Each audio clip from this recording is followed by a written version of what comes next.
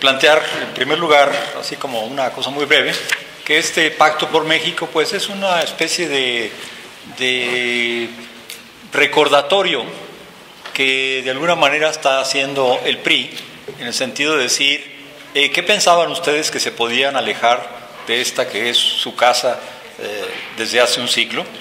Pues no es así, y en compañía del PAN y del PRD firman este pacto que cobija realmente este regreso a casa. De alguna manera se está diciendo, sin el PRI ustedes no pueden vivir, y no puede vivir el PRD ni el PAN. Ellos dos juntos a los lados forman este triunvirato encabezado por el PRI que pues se prepara para dirigir los destinos de este país pues por los siglos de los siglos probablemente. Se prepara para eso. Otra cosa es lo que va a pasar desde abajo. Por eso no extraña que a la reforma laboral se haya seguido la reforma educativa y se anuncia ya la reforma energética. Y es una guerra relámpago en contra de todas estas conquistas dentro y fuera de la Constitución, clarísimamente. Entonces, eso nos da una ventaja, que es que están poniendo a todo el país en vilo. Y eso significa también que se pueden coaligar fuerzas, despertar fuerzas en forma unitaria que antes no pensábamos pudiera darse en esta dimensión. Entonces tiene, al mismo tiempo que este cariz de crisis, de debacle, tiene también esta cara de una posibilidad de lucha muy importante. Me toca hablar sobre la metodología para la evaluación de la educación como hecho social. Y aquí quisiera rápidamente recordar que algo que ya decía Raquel Sosa, en el sentido de que se supone que hubo una evaluación antes de hacer esta reforma de la Constitución. Se supone que hubo un diagnóstico. Se supone que se distinguieron las problemáticas fundamentales de la educación y que con esa base se hizo una reforma a la Constitución. Sin embargo, es muy claro que este pequeño grupo que se encargó de hacer la evaluación, el Banco Mundial, la OCDE, Mexicanos Primero, algunos diputados, senadores, pues asumió los rasgos de lo que ha sido la evaluación en este país. Una evaluación autoritaria, vertical, desde arriba, centralizada, burocrática, superficial. Y en ese sentido podemos comparar lo que se plantea como transformación a partir prácticamente solo de los documentos de la OCDE, del Banco Mundial, con lo que, y lo quisiera explicar de manera detallada, la evaluación que pueden hacer los propios maestros. Entonces, no voy a hacer más comentarios, salvo un par, sobre lo que implica la reforma a la Constitución, y pasaría luego a explicar cómo una experiencia de evaluación desde los propios maestros nos puede dar algunas lecciones que a juicio de ustedes pueden ser útiles o no. Sobre el significado y las implicaciones de la reforma en la Constitución, yo estoy de acuerdo pues prácticamente con todo lo que aquí se ha dicho, no lo repito. Parece que es una reforma laboral, es una extensión de la reforma laboral, en el sentido de que se crea ahora sí un órgano capataz, no capaz, sino capataz, de supervisión, que va a ser este pobre Instituto Nacional para la Evaluación de la Educación. Que por cierto yo considero que si uno lee el texto, ve claramente que está diciendo ahí que es el INE el que va a hacer la evaluación. Ciertamente la subsecretaría esa nueva que se ha creado de evaluación va a realizar, digamos, el trabajo a destajo, pero que la conducción en el sentido de política, en el sentido de visión a futuro, de cómo deben ser los exámenes, porque dice diseñar y realizar las evaluaciones, va a ser el INE. Y va a ser, como sí propiamente se dijo, una especie de IFE donde ahí va a estar Mexicanos Primero, ahí va a estar la OCDE, directa o indirectamente, con sus representantes.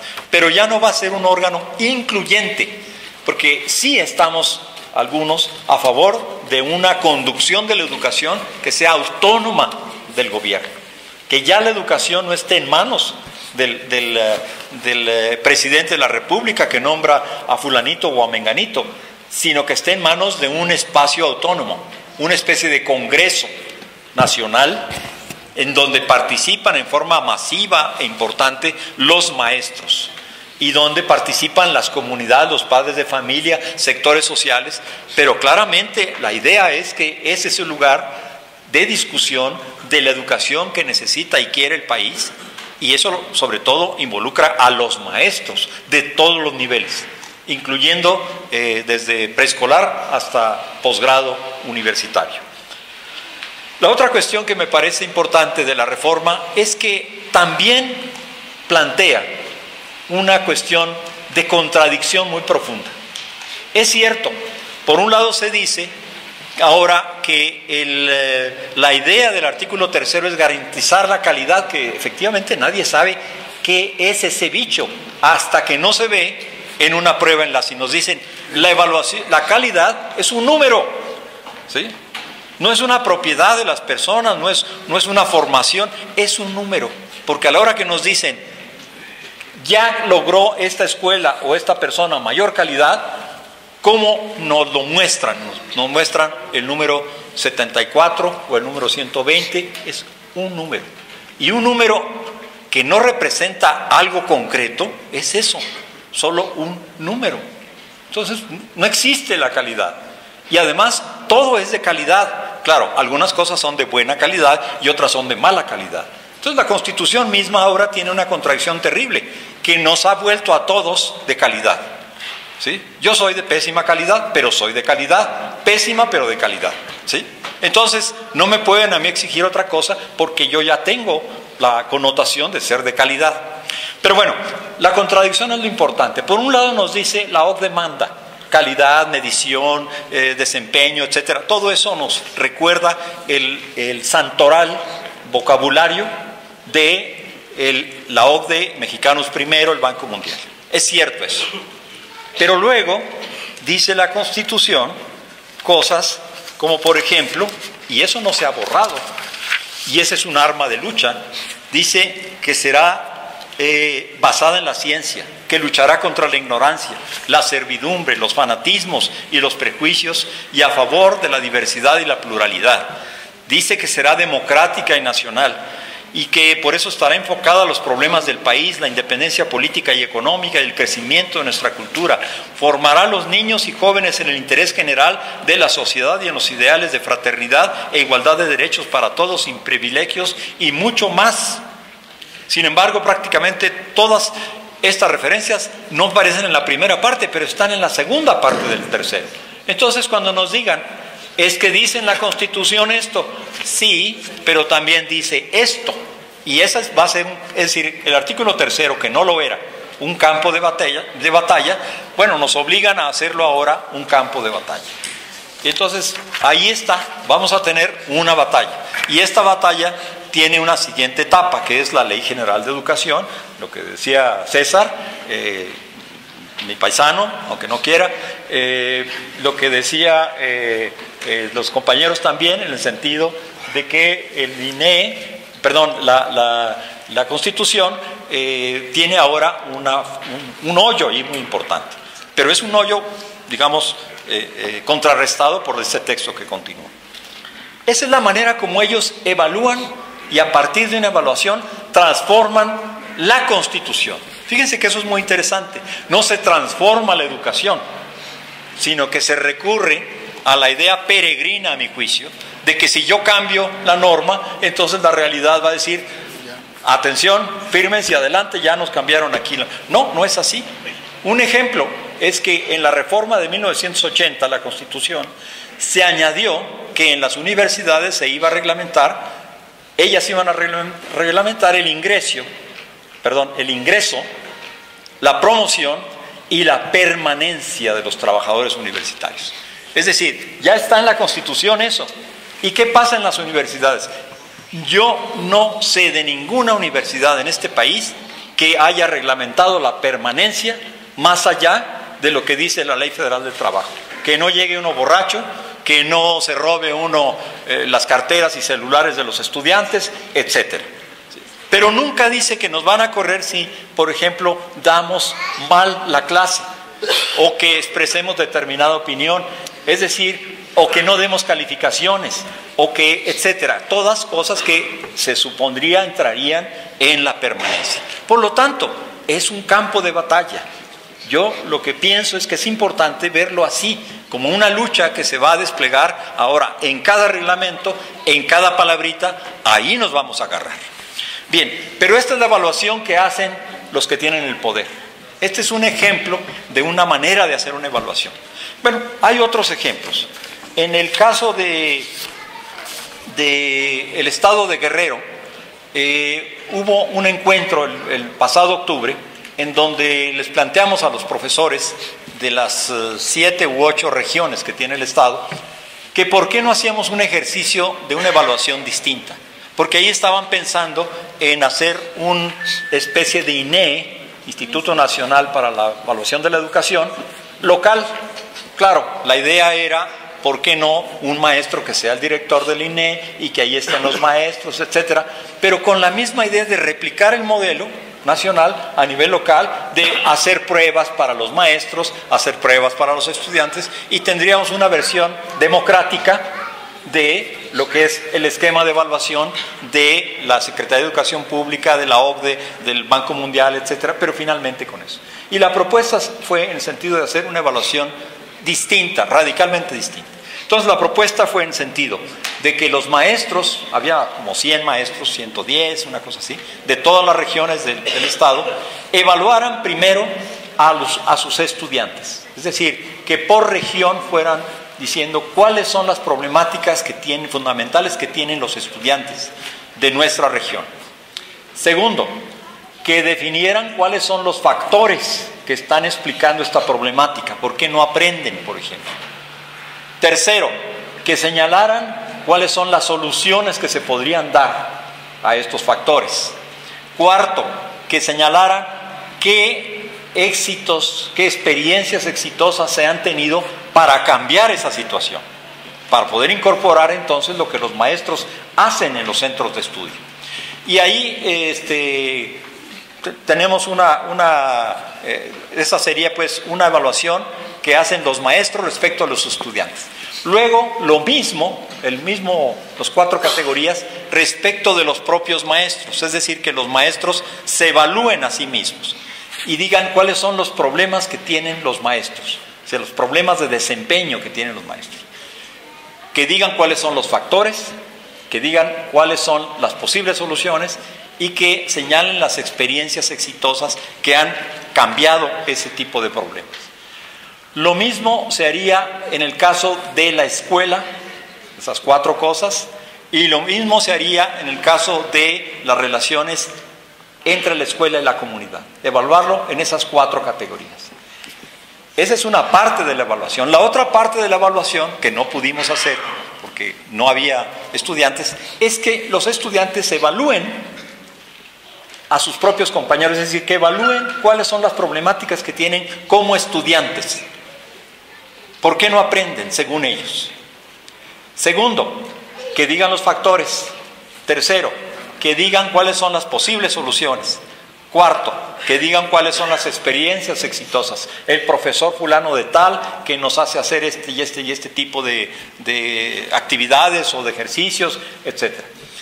Luego tocaría el turno a los padres de familia y la comunidad de evaluar a los maestros, a los estudiantes, a la escuela y las relaciones comunidad-escuela.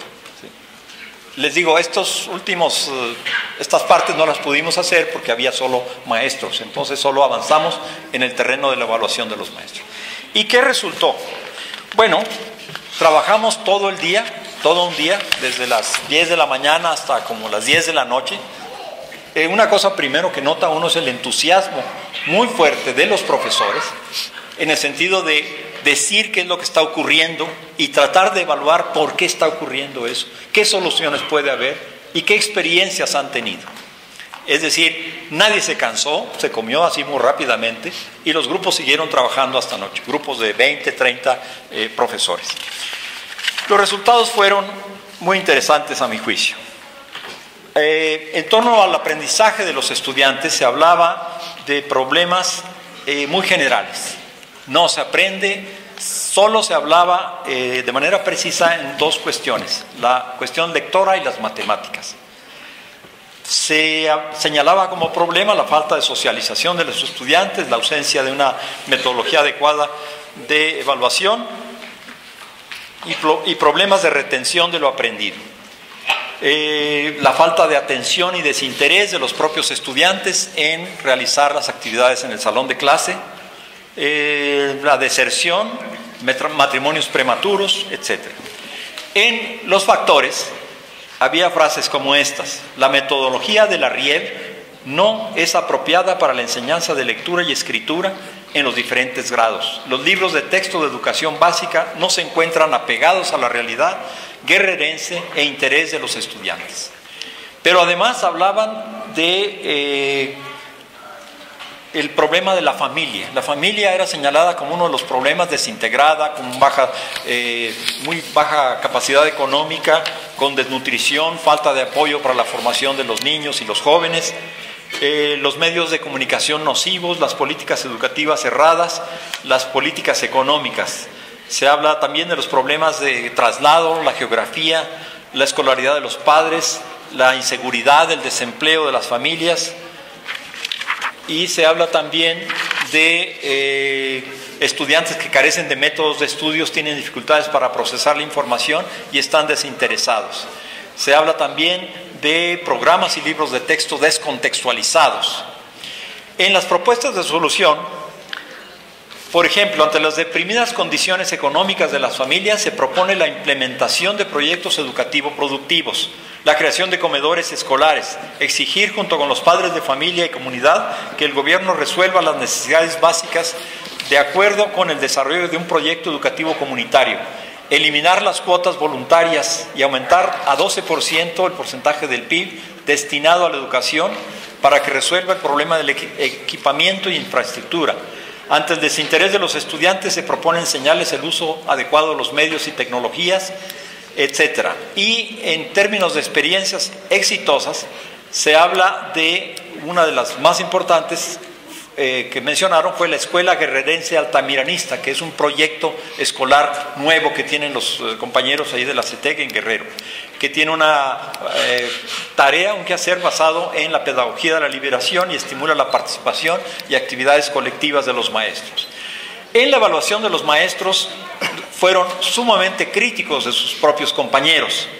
Decían que hay maestros que no asisten a clases, que distribuyen mal su tiempo, que tienen falta de compromiso, con deficiencias en la planeación de la docencia. Se mencionó también que hay maestros que no conocen los programas y no dominan los temas, maestros con actitudes tales como individualismo, apatía, conformismo, resistencia al cambio e improvisación. Maestros mal preparados, con poca ética profesional y que evalúan mal a los estudiantes. Y se achaca esta situación a los bajos salarios, la planeación comercial, materiales de apoyo descontextualizados, falta de tiempo por doble plaza, carencia de hábitos de lectura, etc. Este énfasis en la autocrítica se ve compensado, a mi juicio, por el hecho de que se mencionan como experiencias exitosas de los propios maestros las siguientes: el énfasis en las relaciones interpersonales, la disponibilidad ante la solicitud de los maestros y de estudiantes y padres de familia, el compromiso de ser maestro, cuidar el área afectiva de los alumnos y ante la inventiva y creatividad de los maestros ante la carencia de materiales pedagógicos. También se habla del funcionamiento de círculos de estudio y del consejo técnico consultivo, cursos de actualización. Se habla de un desarrollo del proyecto de escuela altamiranista que ha sido resultado de la lucha del magisterio, implementación de un modelo educativo contextualizado, es lo que es esta escuela, y se señala que en las regiones con mayor participación en la lucha político-sindical ha podido desarrollarse el proyecto educativo. Los maestros que están en este proyecto han logrado aprender a compartir. ¿Qué lecciones se pueden desprender de aquí? Me parece a mí que en esta idea de evaluación, a lo mejor la práctica, el experimento mismo puede mejorarse mucho o cambiarse por otro, pero hay un ejemplo de cómo puede ser posible una evaluación horizontal. Los maestros discutieron entre ellos sus propias problemáticas y las de la escuela, opuesta a la impuesta y autoritaria evaluación que viene del gobierno. Una evaluación democrática, opuesta a la idea de un acto de gobierno. Ahí no había alguien que dijera esto es lo que hay que evaluar y esto hay que evaluarlo así. Una evaluación profunda, porque no se queda simplemente en lo que se señalaba aquí, clasificar, sino que va a tratar de explicar por qué es que está mal la situación en las escuelas para tratar de mejorar. Una evaluación crítica, una evaluación capaz de orientar al consenso de los profesores respecto de los problemas que tienen, una evaluación también capaz de orientar a la transformación, porque inmediatamente empiezan a surgir las propuestas de qué es lo que hay que hacer. Una evaluación finalmente que sirve para formar a los profesores. Una vez que se detectan los problemas y se detectan los factores, la pregunta que hacían constantemente los maestros era ¿qué es lo que se hace en otras partes para resolver esto? Y ese puede ser el principio de un plan de formación de los profesores a partir de las propias evaluaciones que estos realizan en su escuela. En otras palabras, la propuesta que está implícita en esta experiencia es que sí se puede devolver el poder a las escuelas a través de la evaluación.